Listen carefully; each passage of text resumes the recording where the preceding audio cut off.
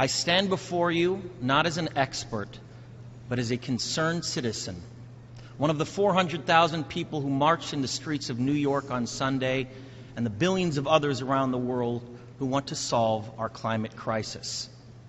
As an actor, I pretend for a living. I play fictitious characters, often solving fictitious problems. I believe that mankind has looked at climate change in that same way, as if it were a fiction, as if pretending that climate change wasn't real would somehow make it go away. But I think we all know better than that now.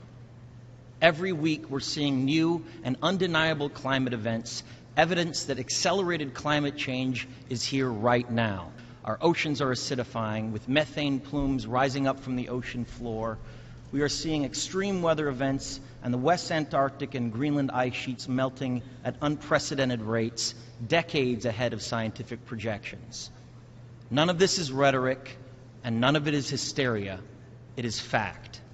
The scientific community knows it, industry knows it, governments know it, even the United States military knows it.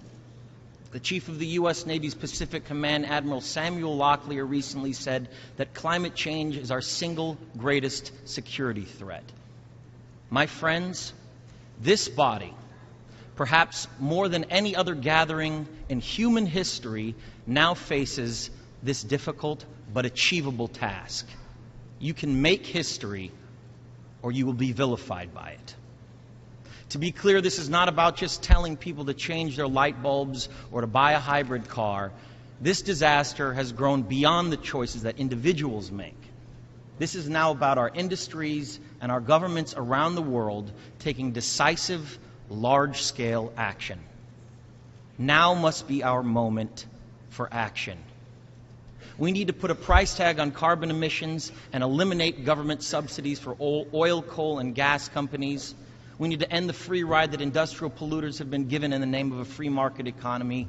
They do not deserve our tax dollars. They deserve our scrutiny, for the economy itself will die if our ecosystems collapse. The good news is that renewable energy is not only achievable, but good economic policy.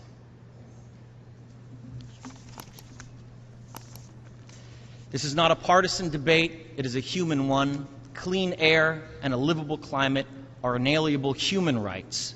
And solving this crisis is not a question of politics, it is a question of our own survival.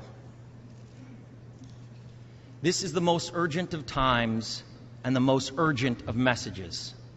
Honored delegates, leaders of the world, I pretend for a living, but you do not. The people made their voices heard on Sunday around the world, and the momentum will not stop. But now it is your turn.